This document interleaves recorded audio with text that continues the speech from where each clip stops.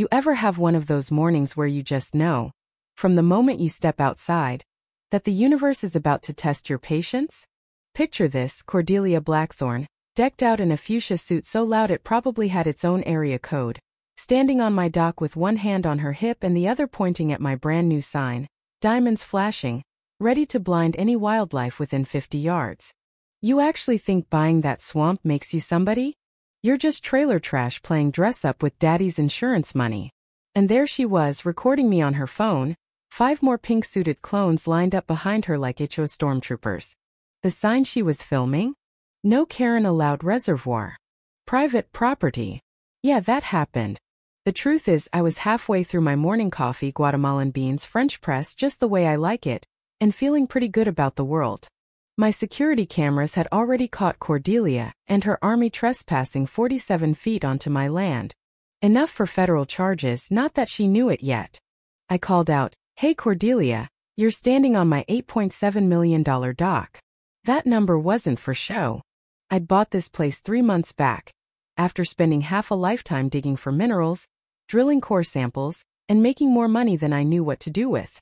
I was looking for peace, not war. Should have known better.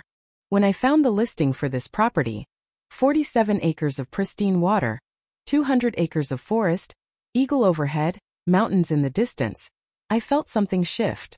The banker with me looked ready to bolt for civilization. "With your lithium portfolio doing so well, why bother?" he said, sweat rolling down his face. But this wasn't about money. Sometimes a man just needs to breathe, you know? The place was a steal, 60% below market value because the previous owner had been run into the ground by, you guessed it, the local HOA. 7 years of legal hell. The guy lost everything. Still, the property lines were clear as day. The lake was entirely mine, the nearest HOA a good 5 football fields away. The banker warned me. They've scared away 12 buyers. I just smiled. Cash close in 2 weeks. If you just bought your dream property and somebody told you to give away a third of it, what would you do? I'm genuinely curious. Drop your state in the comments. I want to know how far this kind of crazy reaches. Anyway, I moved in, got to work mapping trails, testing the water, fixing up the house. On day 8, the convoy rolled in. 3 black SUVs, Cordelia at the front, her bun pulled tight enough to raise her eyebrows permanently. Behind her, Preston Vance, law degree, more nerves than spine, and the rest of the board, all in pink, all with clipboards, looking like they were about to audit the wilderness. Cordelia didn't wait for an invitation. "We need to discuss your responsibilities to the community," she said, her voice slick as oil. I wiped my hands on my jeans, leaned against a fence post. "Didn't know I had any." "Not part of your HO." She just smiled, sharp as a razor. "That's a technicality we're here to address. Blue Haven Lake has always been considered a community asset." Preston piped up, proposing I donate 30% of my lakefront, 60 acres, for the HOA's use. In return, they'd waive their membership fee. I almost spit my coffee. "So you want me to hand over millions in land so I don't have to pay for a pool I'll never use?" Cordelia's voice dropped. "It's what's best for everyone." That's when I pulled out my folder. "You have no legal standing here." I checked. "This property has never been in your jurisdiction." Her smile faded a little. "Legal standing is one thing. Community pressure is another." She named the previous owner, how he lost everything. "He fought on your terms." "I won't," I told her, and the air got real still. "You have 1 week to reconsider," she said, then turned and left with her army, dust rising behind her SUVs. I called the county clerk that afternoon. "I want to change a lake's name." The silence on the other end was priceless. "No Karen allowed. Reservoir," I said. "File the paperwork. Make it official." Over the next 3 days I went all out. Hired a sign company from miles away. 17 big signs, reflective letters, concrete posts. Every 100 yards around the shore. By Friday the whole place was marked. No Karen allowed. Reservoir. Private property. Trespassers will be prosecuted. The fog rolled in thick that morning, made the world feel underwater. That's when I heard them. 7 vehicles this time, Cordelia leading the pack. 15 pink suits, cameras, measuring tape, the works. Cordelia's face cycled through all shades of red as she shrieked, This is illegal.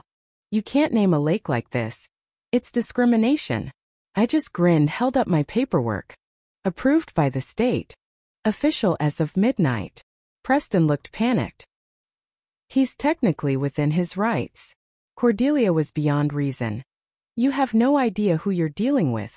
My husband, Senator Mitchell Blackthorne, will destroy you. Now that was interesting. Your husband's political career won't help here, I said. This is property rights. Suddenly, a familiar car stayed behind as the convoy left. A woman inside, strawberry blonde, early 30s. I walked over. Skylar. My sister, who I hadn't seen in 2 years, smiled weakly. Turns out she was on the HOA board, after some Vegas trouble and debts she wouldn't talk about. Cordelia helped me out. I owe her a lot. 400 grand. My jaw hit the gravel. Gambling debts. She made it go away. But you need to be careful. This isn't just about a lake. Mitchell's got big plans. And you're in the way. She drove off, leaving me with more questions than answers. That night, the harassment started. Not mail, not knocks at the door, emails. Fake violations. Grass too long, I don't have grass. Noise complaints, unapproved signage.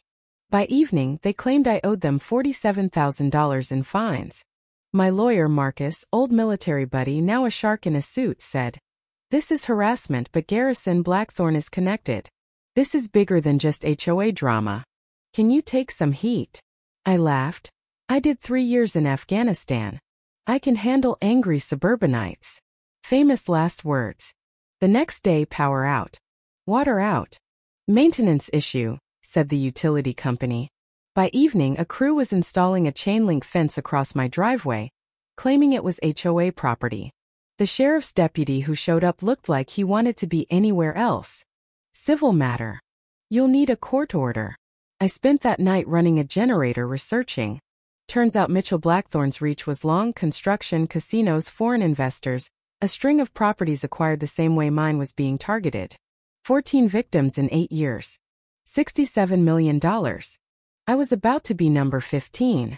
At 2 a.m. Marcus called. He'd found the smoking gun. Emails between Mitchell and foreign investors. Once we force him out, the lake's worth $30 million. And then a bigger bomb. Recordings of them discussing framing the previous owner, even bragging about planting drugs to ruin him. I asked Skylar for help. She told me where to find a USB drive full of HOA meeting recordings, hidden in an old hollow tree from our childhood. That night, crawling through the woods with night vision goggles, I felt like I was 12 again, hiding candy from Dad. Only this time it was evidence that could bring down a senator. Listening to those recordings, my blood boiled. Cordelia, Preston, Mitchell plotting, gloating. Everyone breaks, Cordelia said. We just need the right pressure point. His sister's debt is useful. That was my cue to call the FBI. Special Agent Rivera, old acquaintance, sharp as a tack. She moved fast. Get them talking, get it on tape. We'll move in. I met Skylar at a truck stop, handed her a wire to slip in her shoe. That night, she walked into the HOA meeting shaking like a leaf but determined to do the right thing. I watched from the woods as the pink suits gathered, Cordelia in command, Senator Mitchell strutting in like a rooster, Judge Harrison trailing behind. Champagne glasses, toasts, them planning to seize my land with a fake emergency injunction.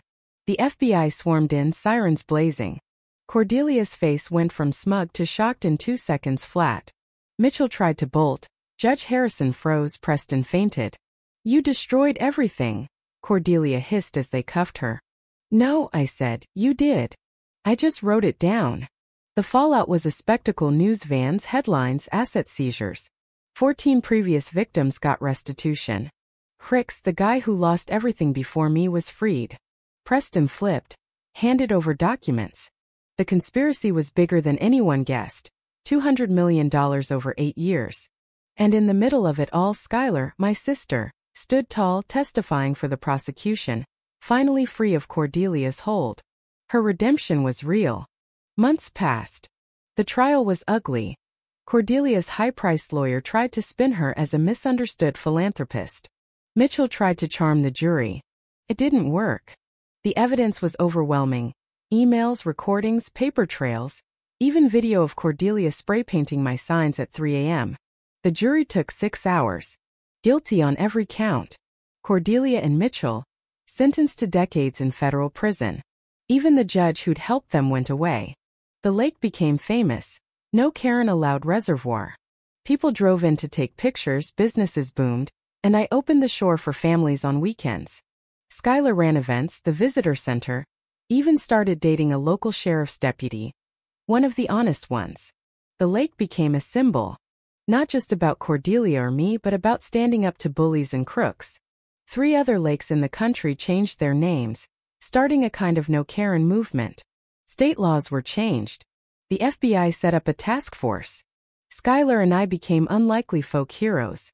1 year after the arrests, we held a big gathering for all the victims. Barbecues, music, families swimming in the lake that almost got stolen by greed. Margaret Winters, a 70-year-old widow, bought a new cabin with her restitution money. Robert Chun rebuilt his business, started a non-profit helping others fight HOA abuse. Even Hricks's family came, scattering his ashes in the water he fought for. Sometimes the little guy really does win. The sun sets behind the mountains, painting the sky pink and gold. The signs still stand around the lake. Not just a joke anymore, but a statement. This place belongs to people who stood up for what was right. Cordelia's legacy? She gets to spend the next 2 decades knowing she built her own prison. Mitchell's learning the hard way that senators and inmates are equal under federal rules. So, if you stuck around this long, let me ask you, does justice ever really win, or did I just get lucky? Drop your thoughts below. Especially if you've ever gone up against an HOA or seen power abused. And hey, if you know somebody fighting their own battle, share this story with them. Sometimes all it takes is one person who refuses to break. 14.